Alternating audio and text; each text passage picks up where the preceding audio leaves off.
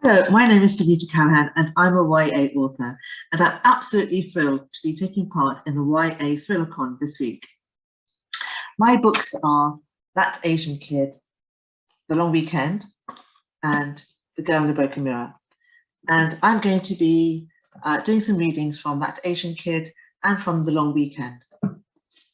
So That Asian Kid is about a 15-year-old British Asian boy who is very clever, but he feels that his English teacher is marking him down unfairly, and he can't do anything about it because it's his word against hers. Walking home from school one day, Jeevan, the main character, takes the shortcut home through the woods when he sees two teachers. They're talking about him. So he gets his phone out to record the conversation. He realizes that teachers are the teacher who he feels is unfairly marking him down, Mrs. Greaves, and his favorite teacher, Mr. Green. So he's recording the conversation when the conversation, to his horror, turns into something else when the teachers get it on. Now, Jeevan has this radioactive video, which feels like a ticking time bomb, on his phone, and he doesn't know what to do with it. Should he upload it to the internet, or should he not? He's caught in this huge moral dilemma between doing what's right and tempted into doing what he knows would be absolutely wrong. So now I'm going to do a reading from the book. I'm taking my shortcut home from school through the woods, all innocent and minding my own business, when I hear the sound of laughter coming from somewhere behind me. I slow down. I'd know that laugh anywhere. It's like a boom, loud and deep, a guffawing that emanates from the ground beneath his boots and rumbles through the belly before erupting out of his mouth, Father Christmas style, but raised to the power of 10.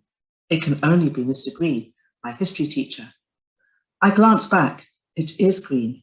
He's with a woman, but I can't make out her face. They're coming my way, so I duck behind some bushes. As they approach, they slow down, and I get a good look at the woman walking beside him. What a shocker! It's Mrs. Greaves, my English lit teacher. Any thoughts I might have had about surreptitiously creeping away are fast disappearing as I wonder what the hell my favourite teacher and my least favourite teacher are doing skulking around the woods on a freeze-your-nose-off January day. I hunker down further. There is a distinct possibility this could end in trouble, especially if they come any closer to the monster holly bush I'm currently being pricked to bits in. I can hear them clearly now, and they're talking about me. That's when an idea explodes into my brain, and my phone's in my hand before I've given it another thought. You'd think I'd think before I acted. I mean, I get straight A's and everything, but I don't stop to think. The idea has me on autopilot. I've accessed the camera, clicked to record, and pressed record faster than most people can blink. Anyhow, good to see the smile back on your face, Mr. Green says. You sounded so upset earlier, Nick. Are you going to tell me what's happened? Oh, it's horrible, Daniel. I don't really know where to start. Mr. Green pats her arm. It can't be that bad. It is. Someone has sent an anonymous letter making allegations about me, which the head says he feels bound to look into. Allegations? That sounds serious, Green says. What are they alleging? I'm pretty sure that one of the boys is playing the race card because he doesn't like his grades. What kind of person does that? Clearly one with very little going on up here, she says, tapping her head. Or otherwise they wouldn't be resorting to devious, underhand, and frankly ludicrous tactics. Mr. Green's mouth opens so wide it almost hits the floor. Remember that case in the papers last year? Things like that can stick, even when there's absolutely no truth to them. Rawson wouldn't show me the note, Greaves continues. I wish he had. I'm sure I would have recognised the handwriting. Whoever wrote it would have disguised their handwriting, Nick. Yes, you're right, of course they would have. It's such a cowardly act, though. If they really felt unfairly treated, they should have gone straight to the headmaster instead of sending a backstabbing, slanderous note. I've never been accused of anything like this, she sobs. I've been a teacher all my working life. I love the kids and I love my job. It's all I've ever wanted. It's all I know, she says, sniffing and wiping the tears away with her hands. Mr. Green rummages for a hanky and hands it to her. Greaves has put her hand on his arm, drawing him in. She rests her head on his chest as she cries. Mr. Green pats her on the back, saying soothing words. It'll be all right. Don't let it get you down, Nick. You have nothing to fear. Rawson won't believe an anonymous note. I know, but still, as you said, lies can stick. She's really sobbing now. What should I do? She cries. Green puts his arms around her, hugging her. I hear kissing noises, which would make me puke if I wasn't so shocked. They're an item. Greaves and Green couldn't have picked a more romantic spot for their assignation. I squat down, resigned to being stuck here a bit longer. It's only 4:30, so I've still got half an hour before I have to give Margie, my gran, her insulin shot. Besides, this conversation might get more interesting. But then what's unfolding before my eyes is in a totally different league. It's car crash reality TV. Mrs. Greaves is leading Green the few steps towards the large oak tree, almost directly in front of the bushes I'm hiding in, and he's allowing her to lead him. What's wrong with him?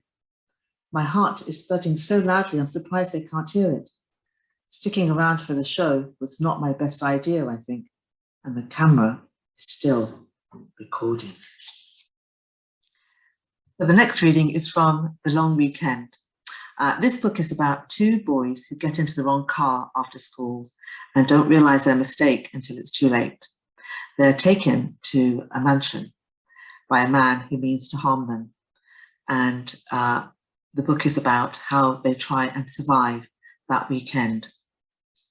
So here's the reading.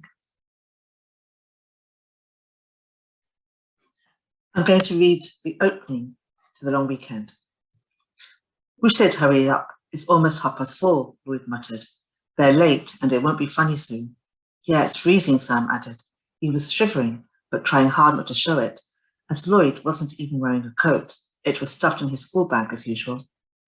Lloyd had pulled out his mobile phone and was staring at it angrily. Useless piece of junk. Battery's always dead or dying. Where's your phone, Sam? Left it behind, Sam said. He didn't feel like admitting that his dad wouldn't let him have one yet. He must have been the only kid without a phone.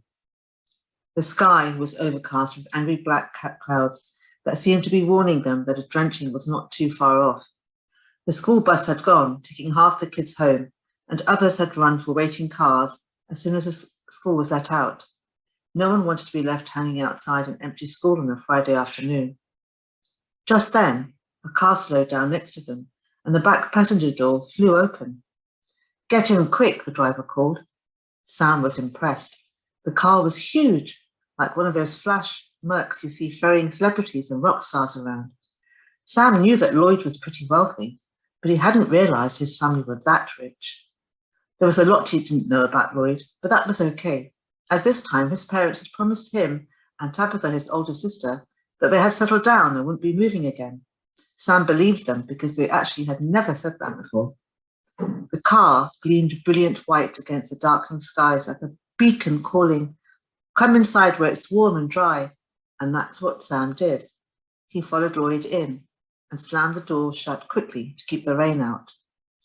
He sank back against the dark leather upholstery as the car moved off with a soft purr and the barely audible click of the central locking. Things got even better when the partition between the front seat and the back of the car whooshed down and they were given a huge big bag full of crisps, sweets, chocolates and fizzy drinks. The boys gaped at each other in boggle-eyed amazement before diving into the junk food paradise. Sam wished his dad was as cool as Lloyd's and had a car that you could practically live in. 20 minutes later, they had eaten as much as they could without throwing up, which was still a fair amount, and the bag still looked full. Sam opened the drawer beneath the screen and discovered a whole collection of films. Do you want to watch one of these? He asked Lloyd. Ignoring everything that didn't have an 18 rating, Lloyd picked the scariest film. Can you handle it? He asked Sam. No way was Sam going to admit to his new friend that he didn't like horror films. Of course I can. The film started with the phone ringing and the babysitter answering it. Sam's heart sank. He knew he was going to hate every minute of it, but Lloyd seemed engrossed in it. Within 10 minutes, the babysitter had been killed in the most gruesome way, and Lloyd had managed to spill his Coke all down his shirt. Outside, it was gloomy, and the rain drummed steadily on the roof of the car. Sam wondered how far away from school Lloyd lived and how much more of the film he could take. Not much, he decided, and suggested they go back to listening to music. Do you live far? He asked Lloyd. Not really. Usually home in half an hour, Lloyd said. I'll put my address and the schools into the sat-nav and then you can see.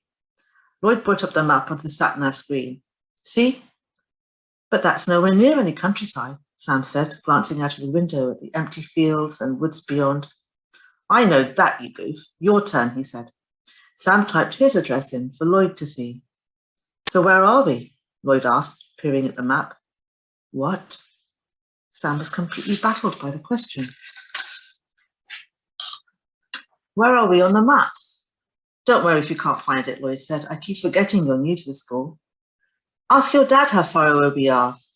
There was an edge to Sam's voice, a slight tremor that made Lloyd stop checking out the playlist and look at him. I can't because my phone's dead, stupid. Remember? Anyway, what's up with you? Sam swallowed hard. His mouth had gone dry. He reached for his Coke and realized that his hands were shaking too much to pick up the can. Outside, it was practically dark. The rain beat down incessantly, but Sam's heart was beating faster and louder.